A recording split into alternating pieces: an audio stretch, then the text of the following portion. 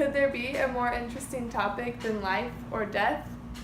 I would like to inform you on how you can save a life through a death.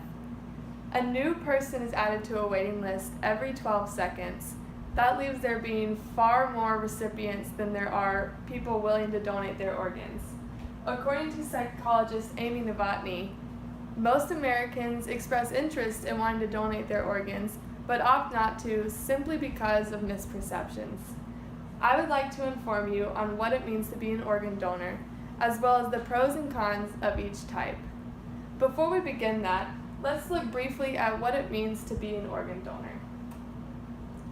An organ donor is one who is willing to donate any of their organs to another individual.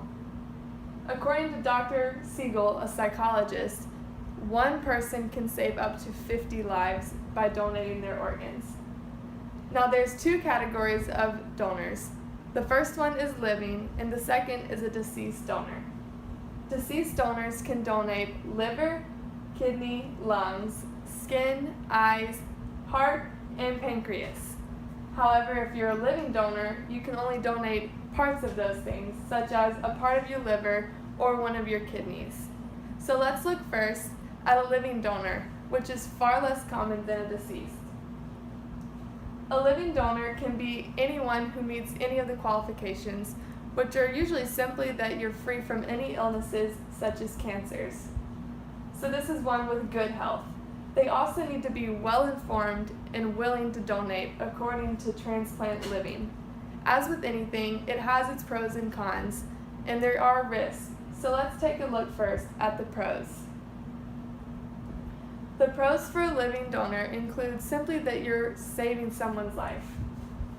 However, at any point you can change your mind, so this does give you some freedom of choice and allows you to have more control over the donation and the decision. Also, your body can compensate for any of the organs that you're donating. So for example, if you give up one of your kidneys to someone, the other kidney will just have to work twice as hard to make up for the loss of that kidney, but it is possible. Another pro is the fact that your initial surgery hospital bill is covered completely. However, there are cons, so let's take a look at those. The cons for a living donor is simply the fact that it's a more risky procedure in surgery. So while the surgery is major, there are often complications that follow, and if they're in the near future, then the hospital isn't going to cover it like they do for your initial surgery. Also, there's always the risk that your organ will be rejected by the recipient. So that would put not only you at harm, but that person at a higher risk. So now let's look at the second type of organ donor, which is more common, the deceased donor. A deceased donor is also anyone who is in good health, free from any illnesses. Unlike the living, your organs are donated upon your death. Like I said, this is the majority of donors, simply because it's not risky for the individual, but it also has pros and cons. So again, let's look at the pros first. The pros for a deceased donor, according to Emory Transplant Center, are the fact that it gives that person a second chance at life. So this allows the family of the deceased donor to have a sense of goodness and peace in the midst of the tragedy of a loss of a loved one. Also, the family often has a sense that the loved one lives on. A good example that I just read about the other day is the Connor family.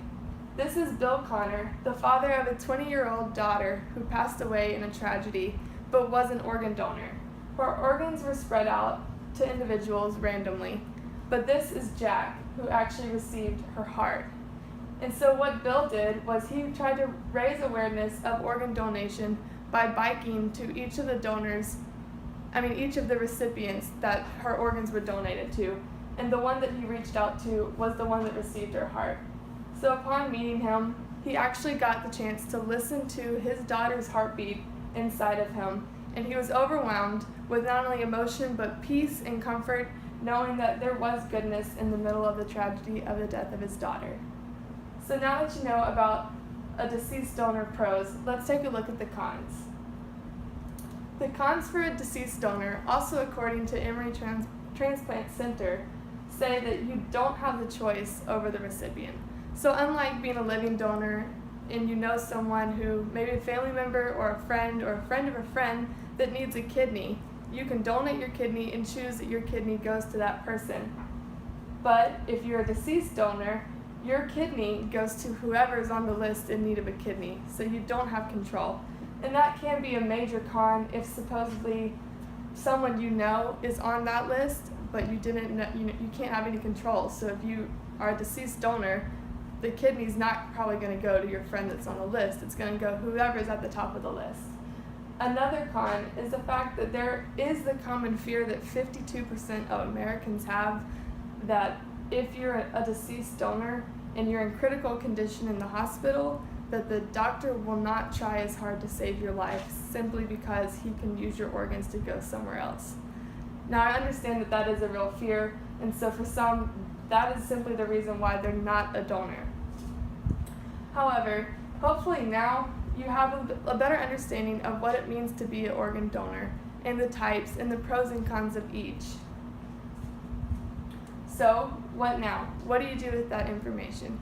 All I ask is that you use the information to take into consideration possibly being a living or a deceased donor. Because as you know, a new person is added to a list every 12 seconds, and the only way to increase the chances of them living is to increase the donors. And so, while I understand that this is a personal respected decision, I just ask that you take it into consideration based upon the information that I've supplied you with. But as the old saying goes, live and let live.